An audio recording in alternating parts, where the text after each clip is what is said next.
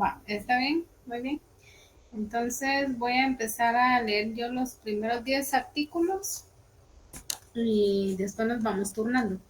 Entonces acá en el Código de Comercio, que es el decreto del Congreso 2-70, habla en su título preliminar las disposiciones generales.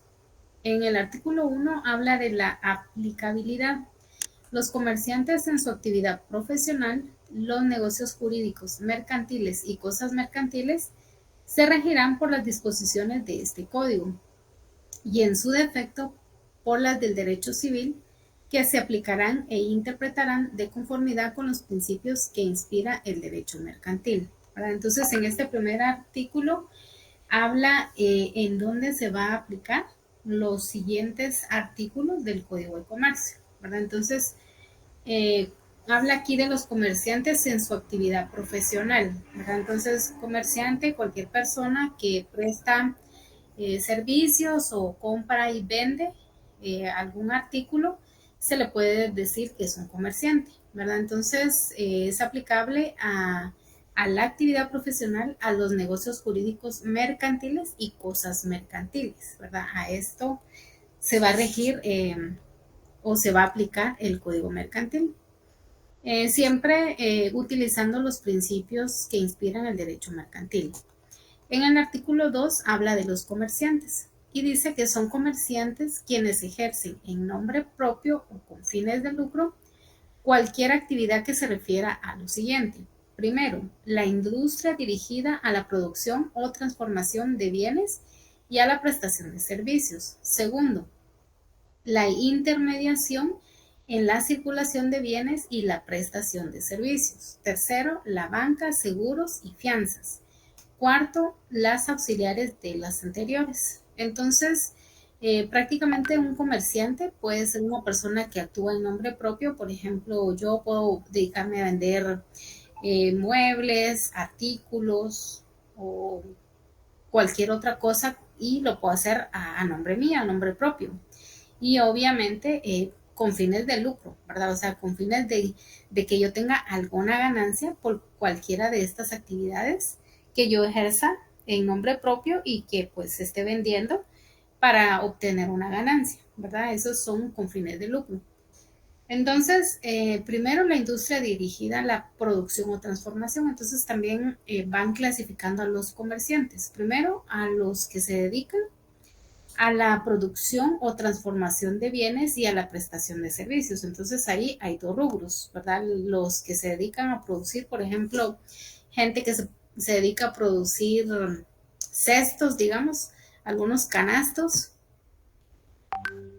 o a la transformación de bienes, ¿verdad? Puede ser que produzca yo en sí un producto, por ejemplo, la gente que se dedica a vender tartaletas o pay de manzana, o a la transformación de bienes, ¿verdad? Algún bien a la venta de un sofá, a la venta de mascarillas, a la venta de cualquier otro producto, o también puedan ser las personas que lo que comercian son sus servicios, por ejemplo, los arquitectos, los auditores, alguna persona que presta su servicio profesional, también se le clasifica en esta primera línea.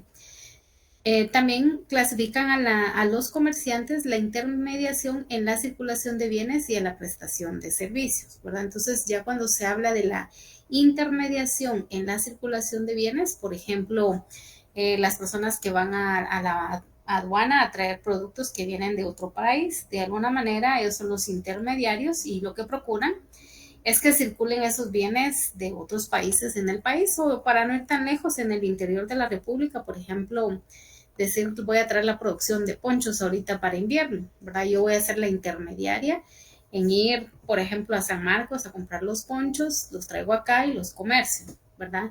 Y de alguna manera yo presto ese servicio. Hay gente que tengo una amiga que vende productos por encargo, trae producto mexicano. Entonces ella presta el servicio de ella ir personalmente a comprar todos los encargos que le piden y pues ya viene acá a comerciarlo y pues obviamente con un fin de lucro. También está la banca, los seguros y las fianzas, ¿verdad? Todos los bancos todos los seguros, seguros GIT, seguros universal o las fianzas, también están ubicadas en el tercer rubro de los que son comerciantes con fines de lucro y los auxiliares de las anteriores, ¿verdad? Hay otras empresas, consorcios o algunas otras empresas que son auxiliares de lo anteriormente descrito acá en el artículo 2. También está el artículo 3, que son comerciantes sociales. Esa es otra clasificación y le llaman comerciantes sociales a las sociedades organizadas bajo forma mercantil y tienen la calidad de comerciantes, cualquiera que sea su objeto, ¿verdad? Entonces, cuando ya es, por ejemplo, Coca-Cola S.A., Pepsi-Cola S.A., la Pavalier S.A., que ya es una sociedad organizada, pero obviamente con fines de lucro, pues ellos van a comerciar cualquiera que sea su objeto, venta de gaseosas, venta de comida, venta de galletas, venta de gasolina, pero son sociedades organizadas, entonces a ellos se les clasifica dentro del rubro de los comerciantes sociales. También tenemos las cosas mercantiles. Una cosa es los comerciantes, hablar de las personas, en este caso las sociedades organizadas que se dedican a comerciar, y otra cosa son las cosas mercantiles que se van a comerciar. Entonces, dentro de estas cosas mercantiles tenemos los títulos de crédito, en segundo lugar, la empresa mercantil y sus elementos, tercero, las patentes de invención y de modelo, las marcas, los nombres, los avisos y anuncios comerciales, ¿verdad? Entonces, eso es lo que entra en las cosas mercantiles, títulos, la empresa mercantil y sus elementos, las patentes, ¿verdad? Cuando inventan un modelo de patente, las marcas, los nombres, los avisos y los anuncios comerciales. También tenemos en el artículo 5 lo que es un negocio mixto. Y cuando un negocio jurídico regido por este código intervengan comerciantes y no comerciantes, se aplicarán las disposiciones del mismo. Entonces, se le puede decir que en el negocio mixto están involucradas las personas que comercian y las que no comercian. Pero de alguna manera ellos hacen algunos tratos. Por ejemplo, en el caso de una compraventa de un carro, hay un vendedor que compra el carro, pero pues también hay uno que no es comerciante que solo lo compra, ¿verdad? Entonces a eso se refiere al negocio mixto, a los que son comerciantes y a los no comerciantes, pero que hacen alguna transacción de tipo mercantil. En el libro primero habla de los comerciantes y sus autores. Ahí ya hace como un despliegue de, de lo que son los auxiliares del comercio, ¿verdad? Habla siempre de los comerciantes, sus disposiciones generales. Aquí habla de quiénes son capaces para poder ser comerciantes. Habla de la capacidad en el artículo 6. Tienen capacidad para ser comerciantes las personas individuales y jurídicas que conforme al Código Civil son hábiles para contratar y obligarse. Y pues en el Código Civil habla de las personas que son capaces, que son los mayores de edad, que ellos pueden contraer algunos compromisos, algunas obligaciones y que es parte de esa capacidad legal que les da el Estado para comerciar. Entonces, la capacidad para que alguien pueda comerciar cualquier bien o servicio, teniendo esa capacidad legal de ser mayor de edad, lo puede hacer de manera individual o también las empresas jurídicas, ¿verdad? Que de alguna manera pues tienen esa obligación de prestar los servicios, ¿verdad? De comerciantes. También en el artículo 7 habla de los incapaces o interdictos, ¿verdad? En el 6 habla de quienes sí pueden comerciar, que pueden ser personas individuales y jurídicas, y todo aquello que dice en el Código Civil que son capaces, ¿verdad? Los civilmente capaces, que son los mayores de edad. Pero ya en el artículo 7 habla de las personas incapaces o interdictos, ¿verdad? Personas quisieran comerciar, pero pues tienen alguna limitante, ¿verdad? Y al hablar de incapaces o interdictos, estamos hablando de personas menores de edad, por ejemplo, que legalmente no tienen su DPI ni las capacidades que el artículo 6 de este Código de Comercio o que están desplegados en el Código Civil les autorizan para poder comerciar. Cuando un incapaz adquiere por herencia o donación una empresa mercantil o cuando se declare en interdicción a un comerciante individual, el juez decidirá con informe de un experto si la negociación ha de continuar o liquidarse y en qué forma, a no ser que el causante hubiera dispuesto algo sobre ello, en cuyo caso se respetará la voluntad en cuanto no ofrezca grave inconveniente a juicio del juez, ¿verdad? Entonces, decimos que son civilmente incapaces, ¿verdad? A unas personas que son menores de edad o interdictos, personas que tengan síndrome de Down o alguna situación que en ese momento no les permite llevar los negocios de alguna empresa, ¿verdad? Entonces espero que si, imagínense que fuera un millonario y pues le hereda todos sus millones, todas sus empresas a su hijo, pero resulta que cuando el millonario fallece,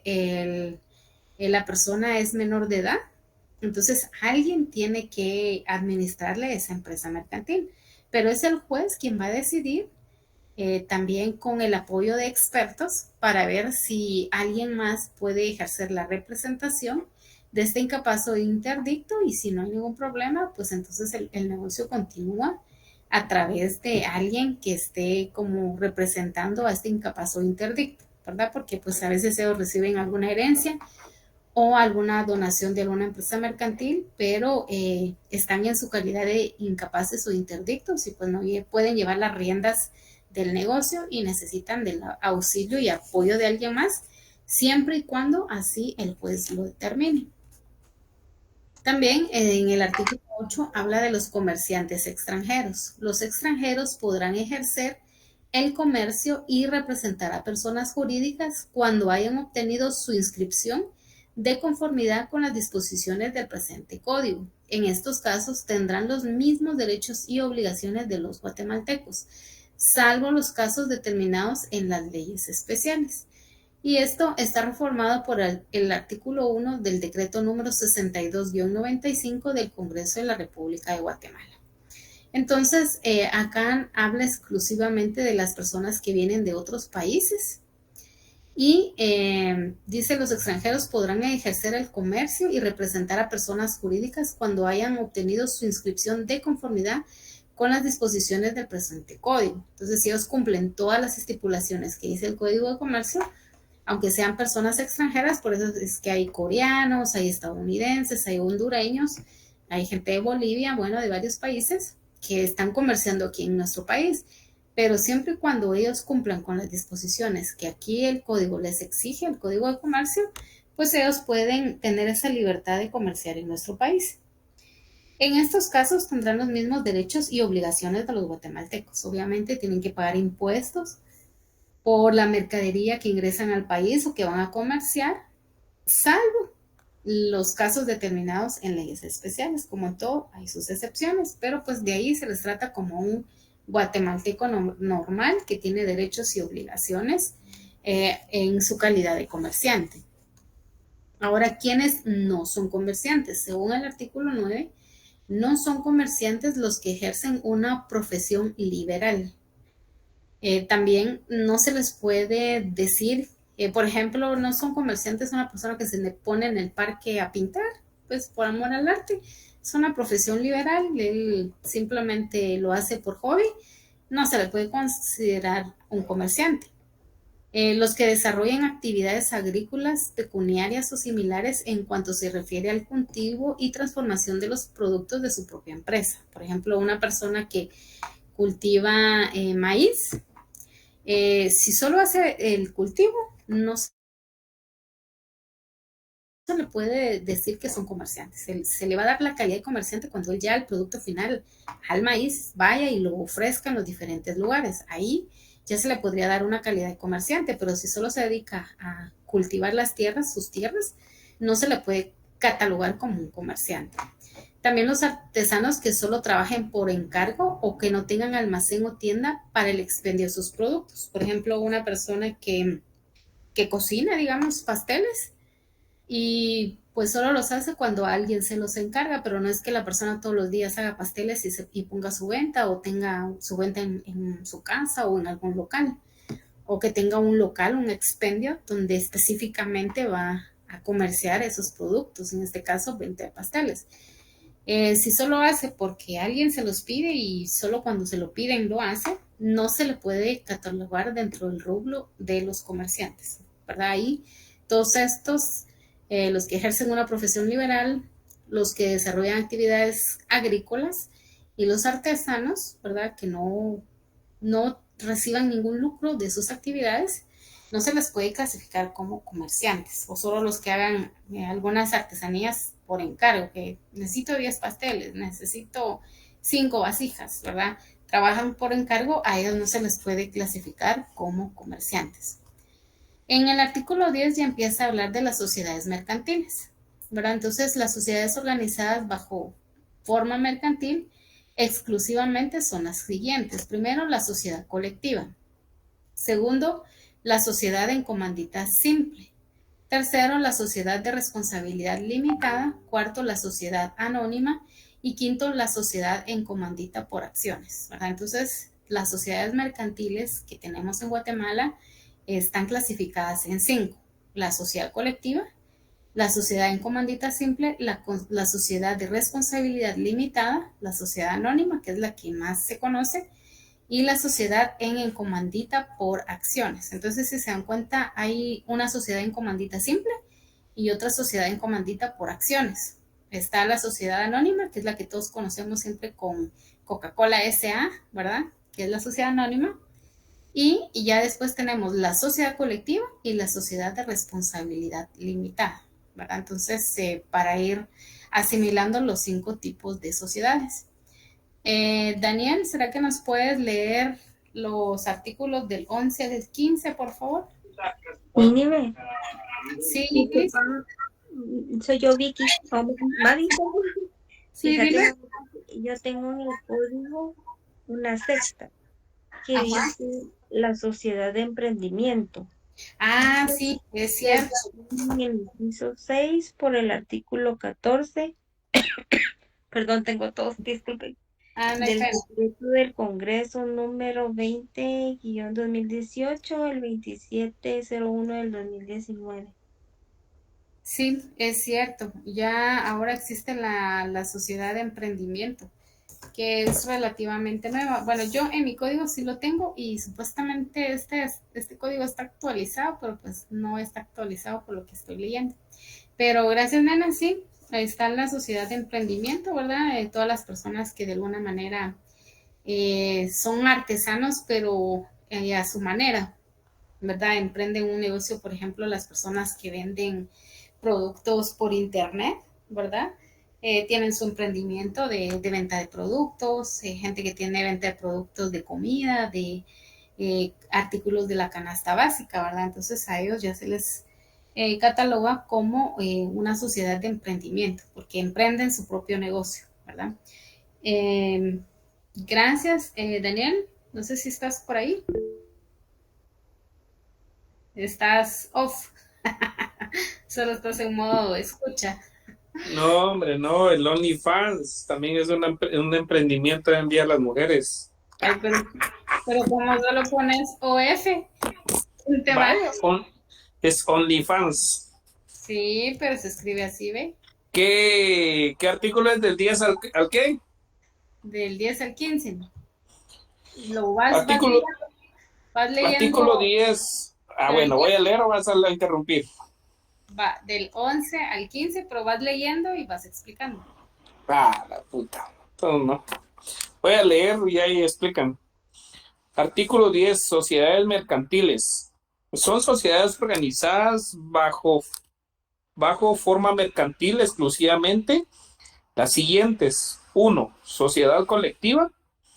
2. Sociedad comandita simple. 3. Sociedad de responsabilidad limitada. 4. Sociedad anónima. 5, sociedad de comandita por acciones. 6, sociedad de emprendimiento.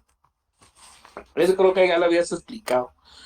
11, artículo 11. Cónyuges comerciantes. El marido y la mujer que ejerzan juntos una actividad mercantil tienen la calidad de comerciantes, a menos que uno de ellos sea auxiliar de las actividades mercantiles del otro.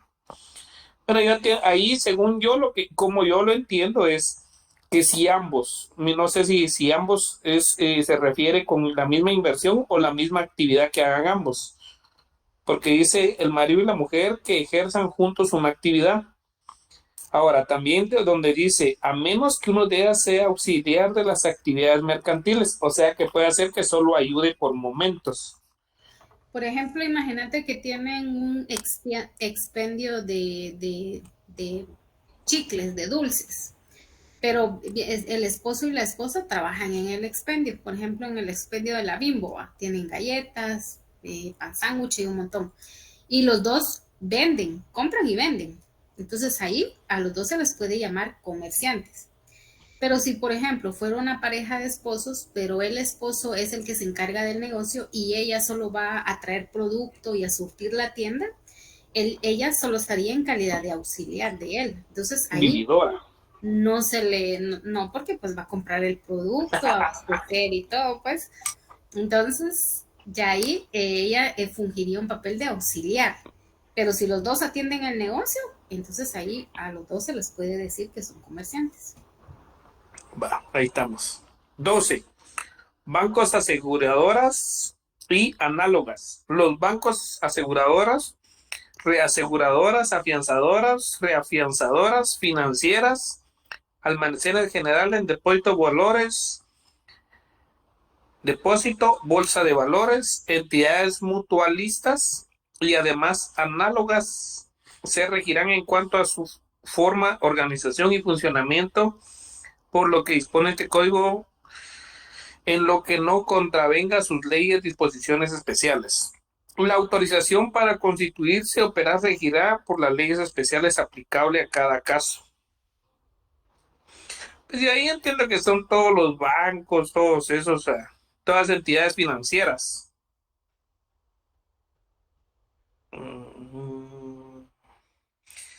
Y que igual está regulado por este código. La autorización para constituirse, operar, regirá por las leyes. Bueno, tienen sus leyes especiales.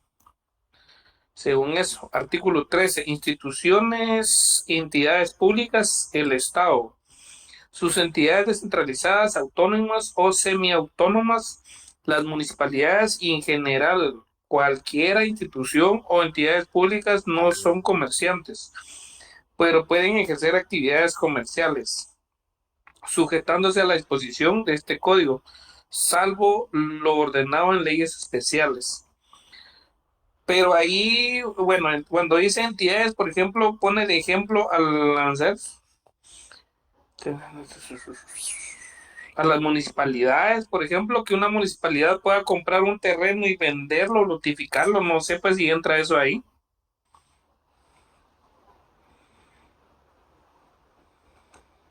Ahí hace más referencia a, por ejemplo, las municipalidades cuando a veces te venden boleto de ornato o cuando tú vas a hacer algún pago, por ejemplo, digamos que la municipalidad te surta de agua y tú vas a hacer tu pago. Aunque ellos están ejerciendo alguna actividad comercial, no es una actividad de lucro, ¿verdad? Entonces, por eso no se les puede clasificar como comerciantes, aunque ejerzan actividades comerciales, ¿verdad? Lo mismo sucede en el caso de entidades descentralizadas, autónomas o semiautónomas, así como la Universidad de San Carlos, que pues a veces cobra el derecho de inscripción, el derecho de una certificación. Esas son actividades comerciales, pero no son actividades de lucro, sino simplemente es para el mantenimiento de la compra de papel, de la tinta, de sus insumos. Por eso dice aquí que cuando son entidades descentralizadas, autónomas o semiautónomas, incluso las municipalidades o cualquier otra institución, o alguna entidad pública, por ejemplo, un centro de salud, tú vas y pues tienes que comprar algo que necesitas, porque no siempre lo tienen ellos. Entonces, a pesar de que a veces ellos ejerzan alguna actividad comercial, por ejemplo, te vas a hacer un examen de un laboratorio, pues no lo haces de gratis, tienes que pagar. Entonces, a eso se refiere este artículo, que hay instituciones o entidades públicas que realizan actividades comerciales, pero no se les cataloga como comerciantes, ¿verdad? Porque no es que ellos estén lucrando con eso, simplemente es para el mantenimiento, para tener bien las instalaciones y pues prestar un servicio a la sociedad.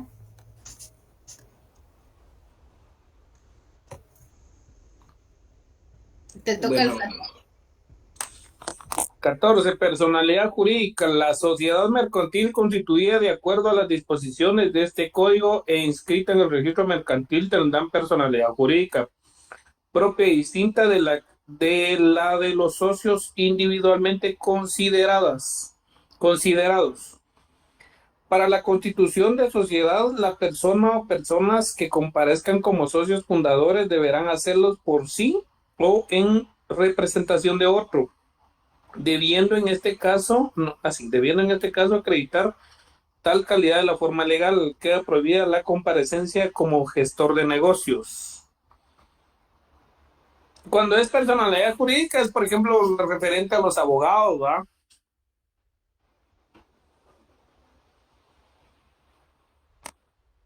A la pizza. Pues la actividad aquí es como, por ejemplo, que una persona diga, bueno, quiero poner una cooperativa porque quiero prestar dinero, pero no me alcanza solo con mis 100,000 quetzales. Entonces vengo y le hablo a otra persona, mira, fíjate que quiero poner una cooperativa para prestar dinero y pues de alguna manera prestar y lucrar porque cobran un interés por el préstamo del dinero que te hacen. Entonces la otra persona dice, bueno, yo también tengo un capital de 100,000. Entonces ya son dos socios. Si por ejemplo juntan 100 socios, ya juntan 500,000, hacen su trámite como corresponde y entonces a ellos ya se les llama socios fundadores, ¿verdad? Los primeros que se encargan de hacer la organización y así puede ser para otro tipo, no solo para cooperativas, sino que puede para hacer emprendimientos, pero a manera de lucrar, de que vas a dar, vas a prestar, pero va a haber alguna ganancia para ti por el servicio que estás prestando. ¿Verdad? Entonces, a eso hace referencia este artículo de la personalidad jurídica. Obviamente, ellos para dedicarse a comerciar algo, tienen que llenar todos los requisitos que les pide este código e irse a registrar al registro mercantil para que ellos puedan trabajar libremente y pues adquirir sus derechos y obligaciones también como socios de alguna empresa que ellos estén poniendo. Ahora te toca el 15. 15. Régimen legal. Régimen legal y comunicación de las sociedades mercantiles. Las sociedades mercantiles se regirán por las estipulaciones de la escritura social y por las disposiciones del presente código. Contra el contenido de la escritura social es prohibido a los socios hacer pacto reservado o oponer prueba alguna. La participación o toma de decisiones en asambleas, juntas, sesiones administrativas, en el envío convocatorio y cualquier comunicación entre los socios o entre los socios y la sociedad mercantil. Podrá realizarse cualquier método de comunicación a distancia según lo estipulado en la escritura social. En caso se utilice tecnologías que permitan la comunicación a distancia, se considera que el pacto ocurrió en el lugar en el que la sociedad tenga su domicilio para la validez de cualquier comunicación a distancia. La escritura social podrá determinar la aplicación de los mecanismos previstos en la legislación nacional o cualquier otra alternativa que permita asegurar la autenticidad e integridad de sus comunicaciones. Pues aquí yo lo que le entiendo y según es que los tienen, o sea, al realizar una sociedad como que tienen cierto carácter o cierto normativa que no se deben de pasar, ¿va? Porque en el segundo párrafo dice, en contra el contenido de la escritura social, es prohibido a los socios hacer pacto reservado, pero ese pacto reservado sí no lo entiendo yo.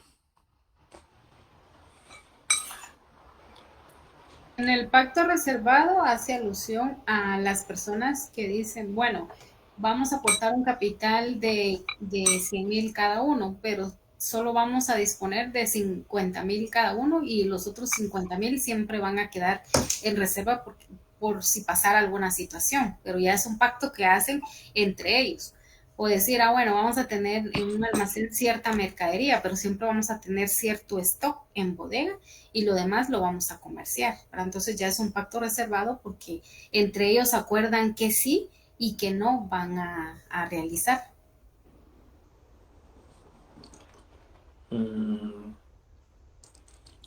¿Algo más que quieras aportar ahí? No, te estoy comiendo todavía. Va, provechito. Bueno, yo solo les quería mencionar que la otra vez la licenciada nos dejó una tarea de ir poniendo en qué artículos encontrábamos las diferentes sociedades mercantiles. Entonces yo hice mi tarea ese día, eso está en el artículo 10. Entonces si ustedes quieren agregarle ahí a su código, la sociedad colectiva, encuentran que es una sociedad colectiva en el artículo 59 del Código de Comercio. También la sociedad en comandita simple la encuentran en el artículo 68. La sociedad de responsabilidad limitada dice que es eso en el artículo 78. La sociedad anónima está en el artículo 86. La sociedad en comandita por acciones está en el artículo 195. Lo único que no busqué, diría yo, es la sociedad de emprendimiento. Pero me imagino que ha de estar por alguno de esos artículos porque la sociedad en comandita por acciones está en el 195. Entonces me imagino que más adelante ha de estar la sociedad de emprendimiento, ¿verdad? Entonces,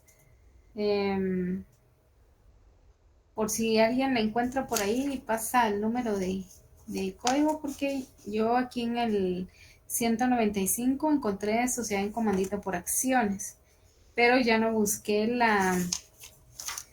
la sociedad de emprendimiento. Pero bueno, por si de repente más adelante lo encontramos, porque puede ser que esas sean preguntas de examen, ¿verdad? Porque aunque ella dijo que leyéramos del 1 al 70, estos códigos, estos artículos están desde el 59 hasta el 195. Bueno, otra cosa también que nos dijo la licenciada que anotáramos en nuestra ley, en el artículo 14 que dice personalidad jurídica, ahí tendríamos que agregarle la epígrafe teoría de la realidad. Y también hay que ver el artículo 16 del Código Civil. Y Miren el código 1040, no sé si lo aplica, dice artículo sociedad de emprendimiento. Sociedad de emprendimiento es aquella que se constituye con una o más personas físicas que solamente están obligados al pago de sus aportaciones, representante acciones, formando una persona jurídica distinta a las de sus acciones. Los ingresos totales anuales de una sociedad de emprendimiento no podrán rebasar de 5 millones de quetzales, a mucho pisa. En caso de rebasar el monto respectivo, la sociedad deberá transformarse en otro régimen propietario, pero societario o figura mercantil de acuerdo al presente código en un plazo no mayor de los 6 meses calendario, un monto establecido que presente artículo utilizará. Dice lo que encontré. Sí, ese es el artículo 1040 y habla de lo que es una sociedad de emprendimiento. Sí, gracias. Ahí yo ya lo anoté en mi código. Gracias ahí por el aporte. También estábamos hablando del artículo 14, que había que ponerle la epígrafe de teoría de la realidad. Y también ver el artículo 16 del Código Civil y el artículo 1728 del Código Civil. También en esta personalidad jurídica, los terceros son personas que no reciben ningún beneficio. Hay un acta en nombre de una persona, ¿verdad? Entonces la personalidad jurídica, siempre alguien es el que figura dentro de esa sociedad. Por ejemplo, son varios socios pero en la personalidad jurídica tiene que figurar solo uno, ¿verdad? Entonces, eso hay que tomarlo en cuenta en la personalidad jurídica. Ahora vamos a leer de los artículos 16 al 20. Lizzie, no sé si nos puedes apoyar con la lectura de los artículos 16 al 20, por favor. Si quieren, los leo yo porque me voy a retirar en un Va. ratito. Ajá. Está bien, Mavi, entonces se nos lee del Realmente 16 tengo al todo. 20. Bueno, artículo 16. Solemnidad de la sociedad. La constitución de la sociedad, papi, bájalo, ¿no?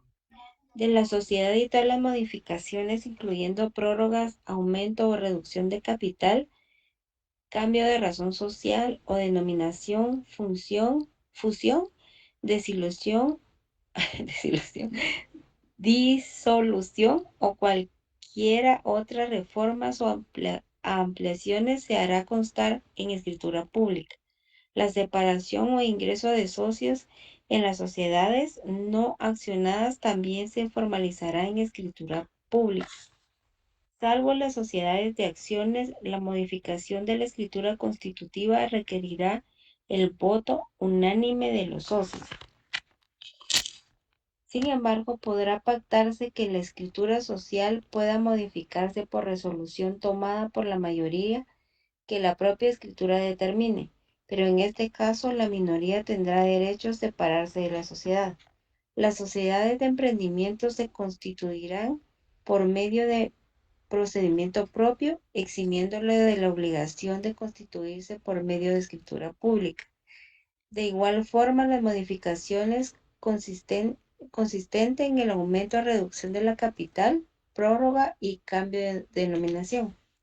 Se adiciona el último párrafo por el artículo 15 del decreto del Congreso número 20-2018, el 27 del 1 de 2019.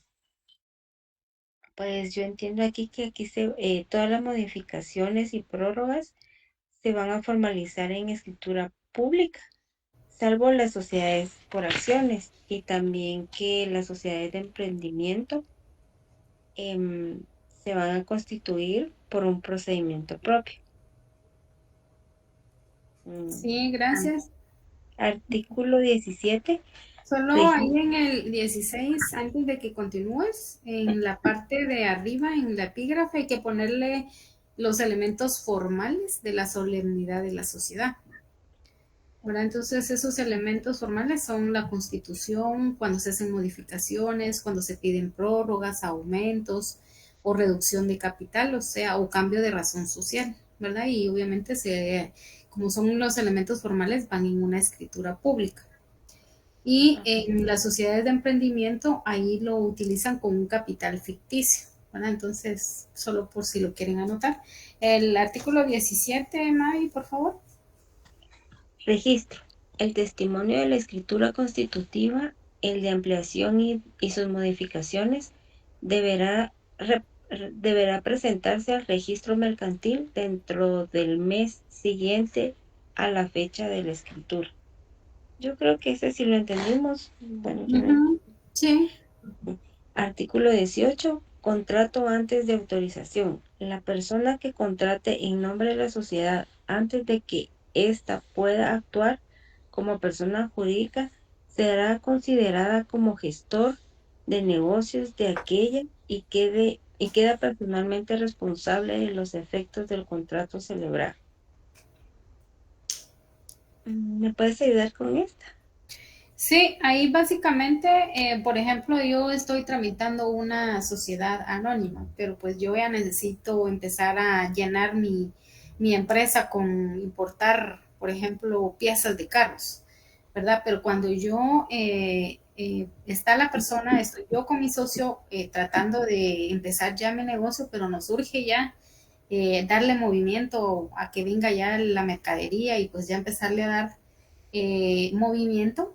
Entonces yo ya me convierto en un gestor de negocios, ¿verdad? Porque todavía no tengo la autorización, pero yo ya estoy haciendo los pedidos a China, a Japón, para que me manden todos los repuestos, por decirles algo, ¿verdad? Entonces, cuando uno hace ese tipo de gestiones, entonces ya uno se considera como un gestor de negocios y uno también se va a hacer responsable de todos los efectos celebrados en los contratos, todas las, digamos, yo digo, bueno, voy a traer 1000 piezas de vehículos. Entonces yo me convierto en un gestor, pero pues también voy a adquirir obligaciones con las personas. O sea, al final tengo que responsabilizarme por los efectos del contrato celebrado con estas terceras personas, aunque yo todavía no tenga mi patente de comercio, aunque todavía esté en trámite, ¿verdad? Entonces las personas que ya empiezan a hacer esos diligenciamientos en los negocios sin tener la autorización correspondiente, ellos ya se les llama gestores de negocios. Ok. Artículo 19. Situaciones especiales. Los cónyuges pueden constituir entre sí y con terceros sociedad mercantil. Los extranjeros y las sociedades extranjeras, aunque no tengan domicilio en Guatemala, podrán participar como socios y accionistas de sociedades de cualquier forma, salvo lo dispuesto en este código o en leyes especiales.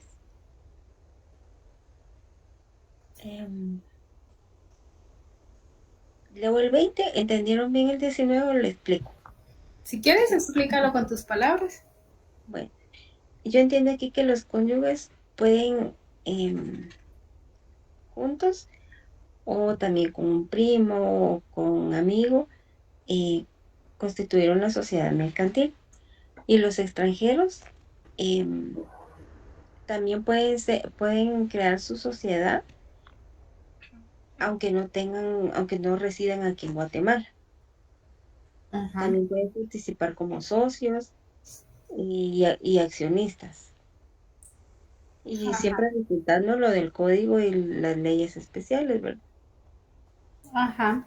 Cuando hace ahí alusión de con terceros, estamos hablando de personas nacionales o extranjeras, ¿verdad? Entonces, ese terceros incluye hacer asociaciones con alguna gente que viva aquí en el país, en San Marcos o en la capital o qué sé yo, o alguna persona que viva en Estados Unidos o en Honduras, ¿verdad? La ley no limita a que se hagan este tipo de sociedades mercantiles con personas nacionales o extranjeras.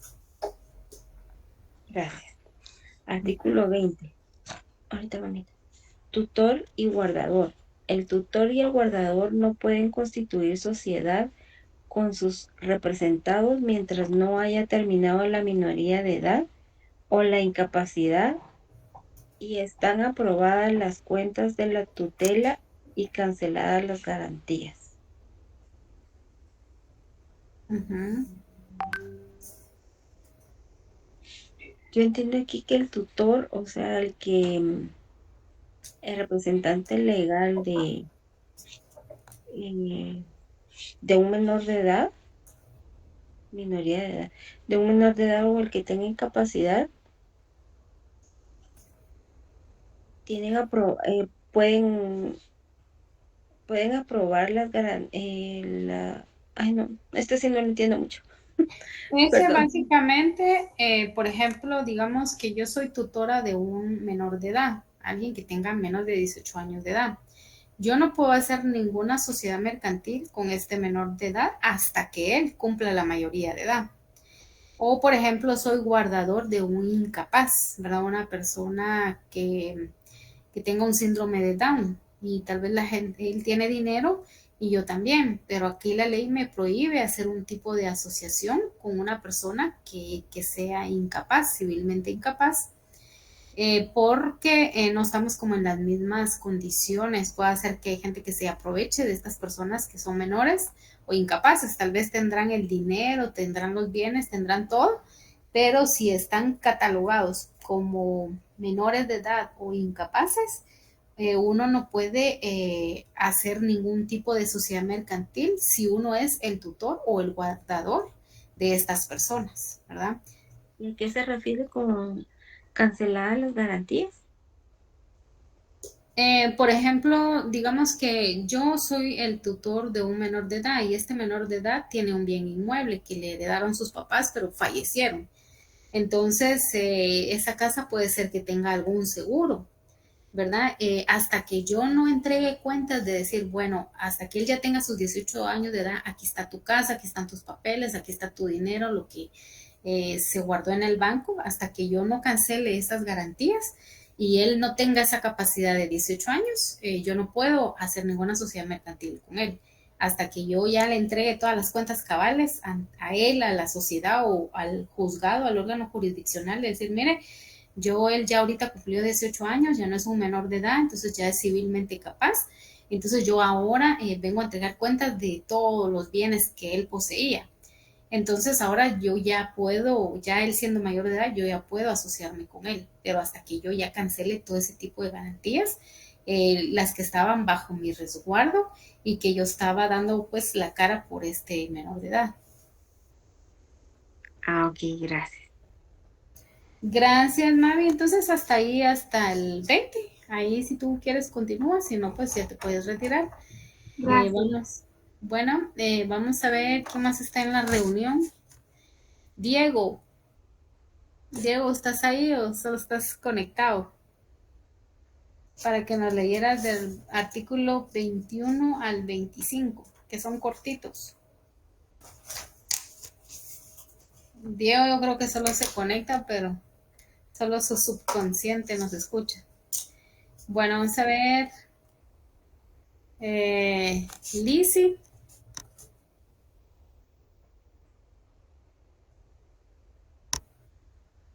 Lizzie tampoco está. Está en la llamada. Ah, voy, dice.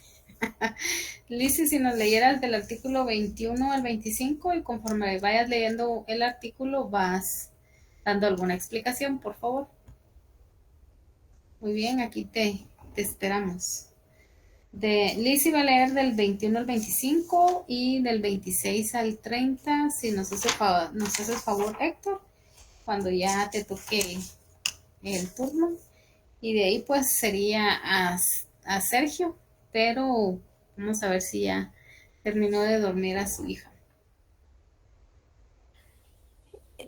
Dice, artículo 21, declarados en quiebra. Sí, va, es del Código de Comercio, Valerio.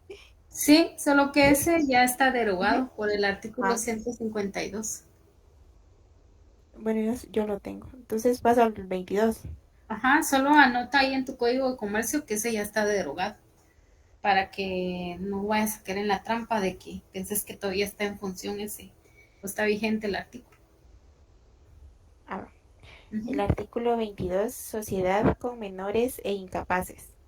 Por los menores e incapaces solo podrán sus representantes constituir sociedad previa autorización judicial por utilidad comprobada. La responsabilidad de los menores o incapaces se limitará al monto de su respectiva aportación. ¿Qué entiendes tú ahí?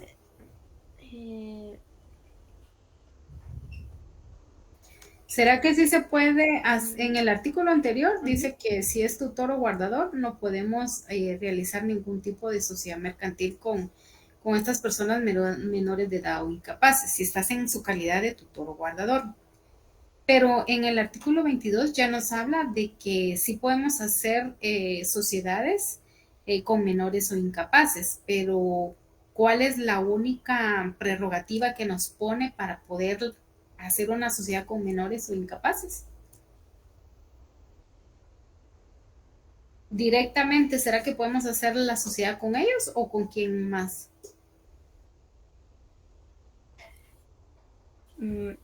Yo no logro entender. No. Aquí dice, por los menores e incapaces solo podrán sus representantes constituir sociedad. Entonces, yo en sí con un menor de edad o incapaz no puedo hacer una sociedad bajo ningún término, pero sí con sus representantes. No con el tutor, no con el guardador.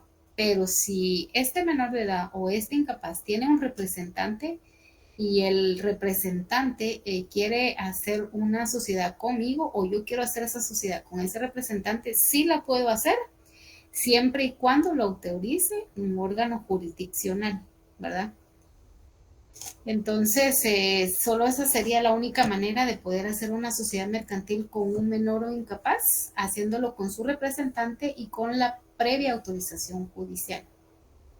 Si nos lees el 23, por favor. Dice adquisición de acciones por menores. Los representantes legales de menores incapaces o ausentes pueden adquirir para sus representados acciones de sociedades anónimas o en comanditas, siempre que estén totalmente pagadas y se llenen los requisitos que la ley señale para inversión de fondo de estos. Esto se relaciona con el anterior, ¿verdad? O sea, Ajá. pero son ya más que todo habla de los representantes en sí ay, ¿cómo te explico? Como de sus requisitos para que sean los representantes de los menores de edad, ¿no? Algo así. Pues mira, aquí nos dice que sí podemos, aquí ya nos habla de acciones, ¿verdad? En el 22 me dice, puedo hacer sociedad con menores o incapaces. Pero si yo quisiera adquirir acciones por menores de edad, sí se puede hacer a través siempre de sus representantes legales. O sea, con el menor en sí no se puede hacer nada, pero si el menor tuviera un representante legal y yo quisiera adquirir alguna acción o darle alguna acción a ese menor, sí se puede hacer a través de sus representantes legales.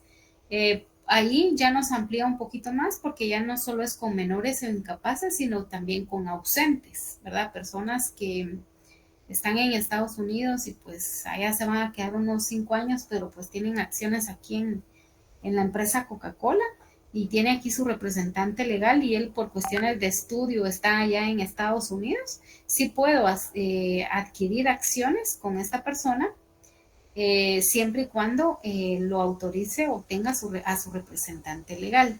Y pues obviamente se pueden hacer sociedades anónimas o sociedades comanditas, siempre que estén pagadas y que llenen los requisitos que la ley señala para poder hacer este tipo de compra de acciones, ¿verdad? El artículo 24, por favor. Plazo. El plazo de las sociedades principia desde la fecha de inscripción de las mismas en el registro mercantil y las sociedades mercantiles pueden constituirse para plazo indefinido.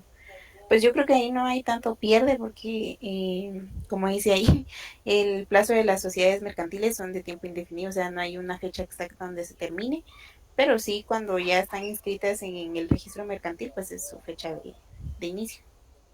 Ajá, pero pueden ejercer desde ahora y para siempre, ¿verdad? A eso se refiere el plazo indefinido. Se constituyen y pues desde ahora y para siempre, siempre va a existir la empresa, salvo que esa sociedad por alguna razón la quieran disolver, ¿verdad? Eh, 25, por favor. 25. Ay, ese está largo.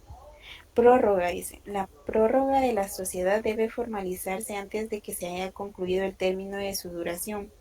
Sin embargo, dicha prórroga podrá formalizarse después de expirado el plazo, en cuyo caso los acreedores personales de los socios cuya acreeduría conste de un título que llene los requisitos de ejecutivo gozarán de un término de 30 días, contados desde la última publicación, para protestar la prórroga. Igual derecho tendrán los acreedores de la sociedad.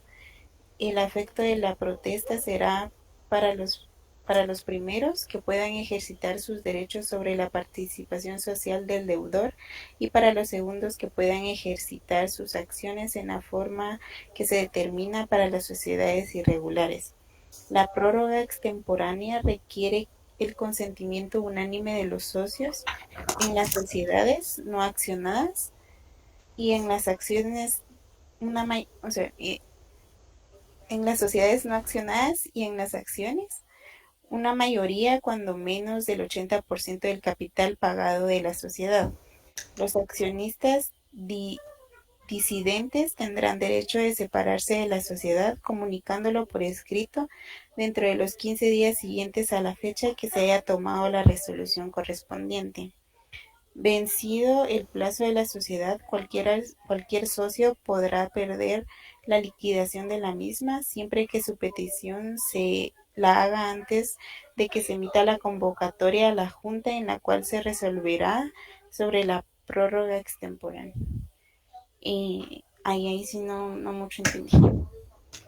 Sí, la palabra prórroga hace alusión a dar más tiempo, ¿verdad? O sea, tú tienes un tiempo para constituir tu sociedad, pero si por alguna razón no lo haces en el tiempo, acá el código te da una prórroga. Es como que te haces un examen, pero no te lo lograste hacer, pides un extemporáneo. Lo mismo hace la función de la prórroga, que te permiten dar más tiempo, gozarás de un término de 30 días para poder constituir la sociedad como está descrita en el Código Mercantil.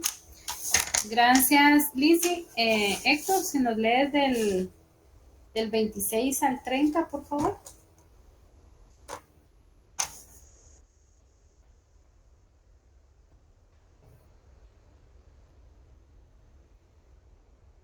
Yo creo que ya no está Héctor. Se salió antes de tiempo. Bien, ahí se acaba de unir. Héctor, si nos lees del artículo 26 al 30, por favor.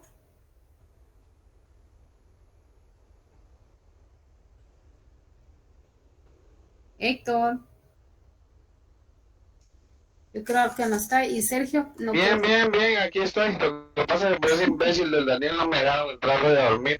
Ya te voy a decir el 26. Derecho a la razón social. La inscripción de una sociedad en el registro mercantil le otorga el derecho al uso exclusivo de su razón social o de su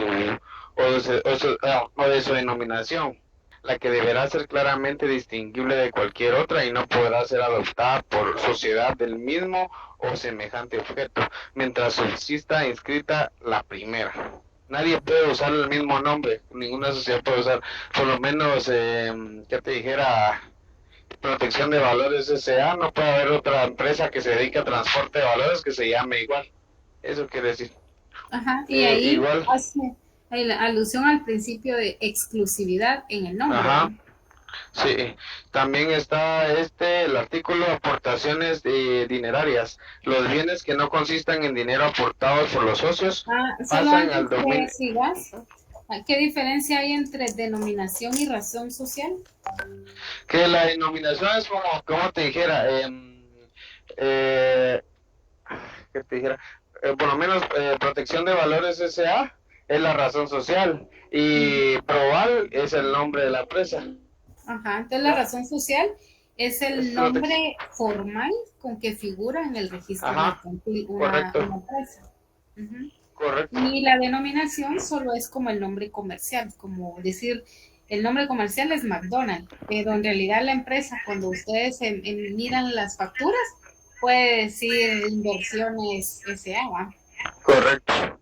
También está de aportaciones no dinerarias. Los bienes que consistan en dinero aportados por los socios pasan al dominio de la sociedad sin necesidad de tradición, dice, y se detallarán y justipreciarán en la escritura constitutiva o en el inventario previamente aceptado por los socios, el que deberá protocolizarse.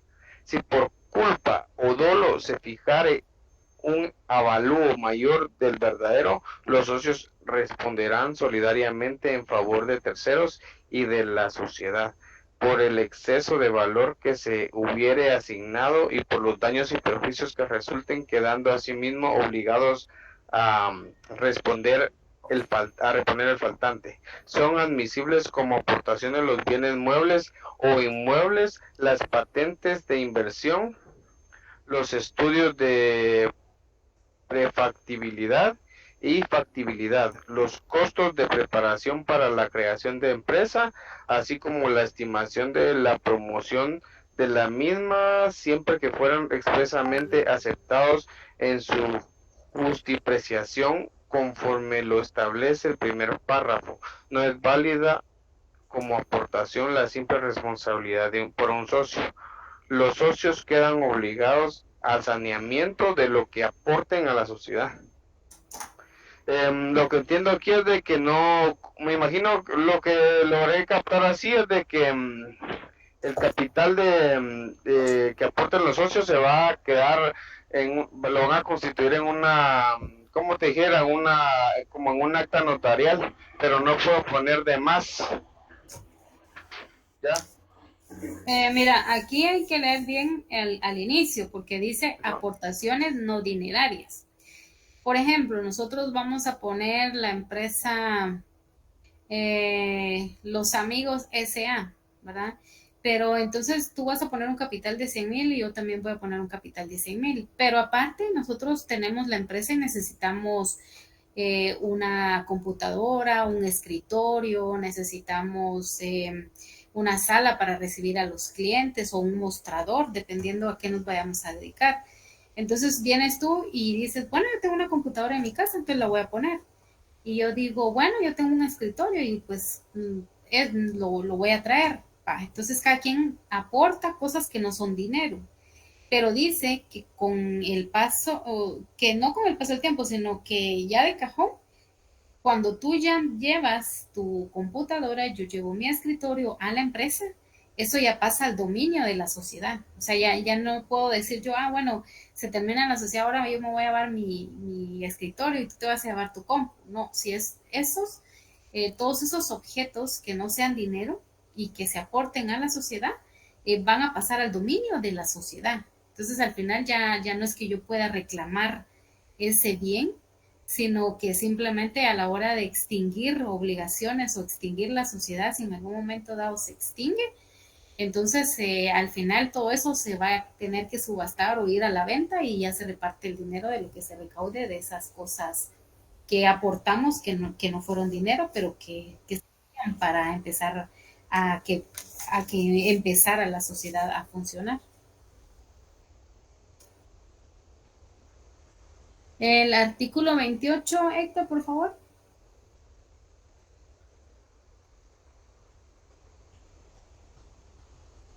Claro, Nini, ahorita voy. Espérame que se me trabó el teléfono. Ahí está. O sea, el 28 dice, aportación de créditos y acciones. Cuando la aportación de algún socio consista en créditos, el que la haga responderá no solo de la existencia y legitimidad de ellos, sino también de la solvencia del deudor en la época de la aportación. Cuando se aporten acciones de sociedad por acciones, el valor de la aportación será el del mercado, sin exceder de su valor. En libros se prohíbe pactar contra tenor de este artículo. Cuando la aportación de algún socio, pues sí. ¿Qué entendés tú ahí? Dice, bueno, igual va que no se pueden sobrevaluar las acciones y que tiene que estar al precio, se van a tomar en cuenta al valor del mercado actual, por decirlo así. Ajá, si por ejemplo yo tengo acciones en Coca-Cola S.A. y pues yo estoy ganando cierto porcentaje por esas acciones, pero yo las quiero agregar a la sociedad que voy a hacer contigo, por ejemplo, yo tengo que demostrar la existencia y la legitimidad de esas acciones, ¿verdad? Para poderlas incorporar a la sociedad mercantil. Y si en algún momento dado, como las acciones tienen sus altas y sus bajas, ¿verdad? Hay momentos que ganan bien o bajan de precio las acciones, pero en los libros quedan registrados. Uno lleva un registro, bueno, esta acción vale tanto, este mes tanto, el otro mes tanto y así. Pero dice que ya a la hora de en algún momento finiquitar esta acción, no puede exceder de su valor de lo que está en libros, ¿verdad? Si se fue al alza la acción, pero si en el libro yo la registré que estoy teniendo una ganancia de un 10%, se va a tomar ese precio de lo que está registrado en los libros. El artículo 29, por favor. Claro, a ver, el 29 es época y forma de las aportaciones. Los socios deben efectuar sus aportaciones en la época y forma estipuladas en la escritura constitutiva. El retardo o la negativa en la entrega, sea cual fuere la causa, autoriza a los socios para excluir de la sociedad al socio moroso o para proceder ejecutivamente contra él. El socio, incluso en el industrial, responde personalmente de los daños y perjuicios que ocasione a la sociedad por incumplimiento o mora. Niño, el otro que lo lea alguien más o que va a manejar. Ah. Está bueno. Pero vas a explicar el 29. Sí, sí, sí. Lo que entendí es de que si yo prometo dar acciones o alguna aportación a la sociedad, em, tengo que ponértele que se estipuló que para, ¿qué le dijera yo? Para el martes, o sea, para hoy, por decirlo así, y no cumplo, ustedes están en todo el derecho de excluirme de la sociedad y pagar los daños y perjuicios, por decirlo así. Sí, porque imagínate, Esa ocasión, ¿no?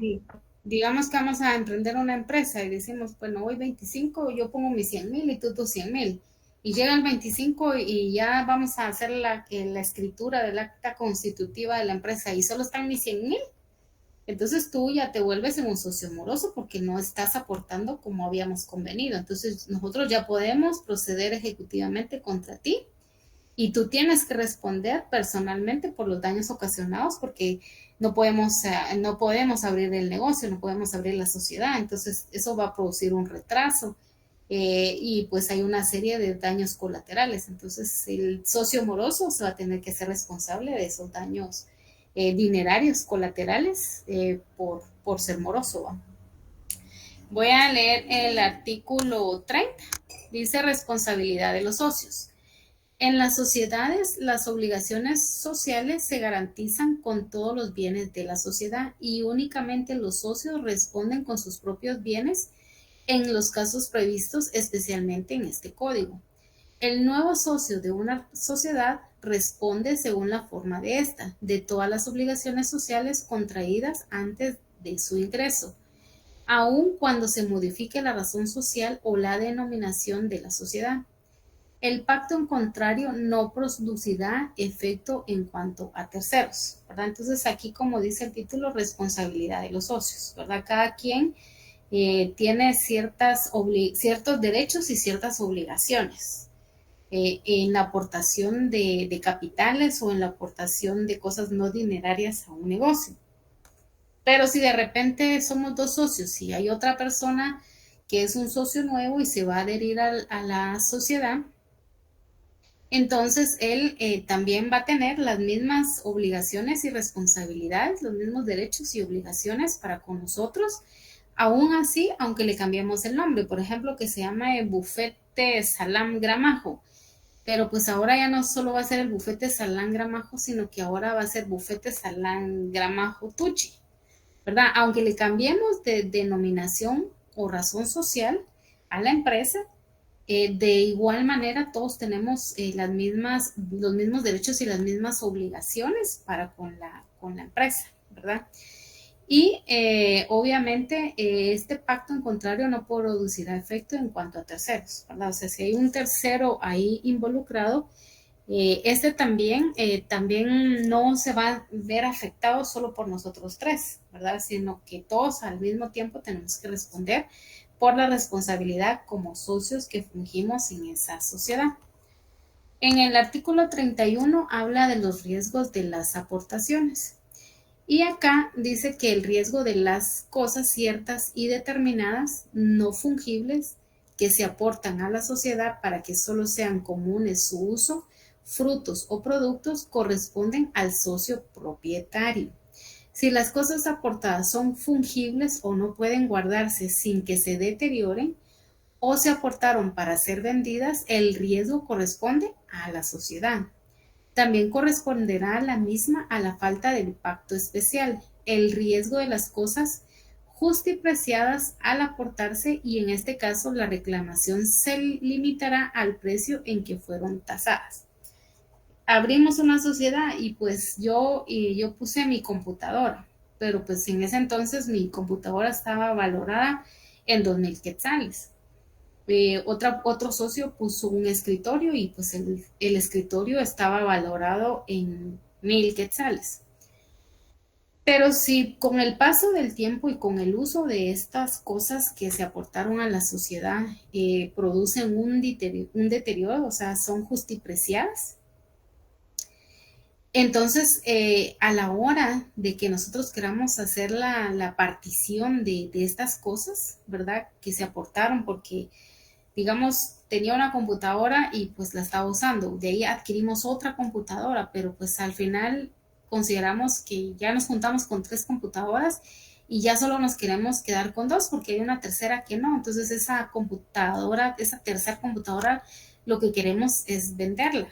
Pero si en algún momento, por alguna situación, porque no la estábamos usando, se deterioró, y pues ya no vale lo mismo, digamos, yo la compré hace 3 años en 2000 y ya ahorita está en un valor de 1000 quetzales. ¿Quién absorbe esa pérdida? La sociedad. O sea, digamos, si somos 3 los socios, yo cuando escrituré, bueno, en la escritura puse, bueno, que la computadora valía 2000, pero pues ya pasaron 2 años, ya se deterioró y pues esa computadora pues la queremos vender porque ya con 2 es suficiente.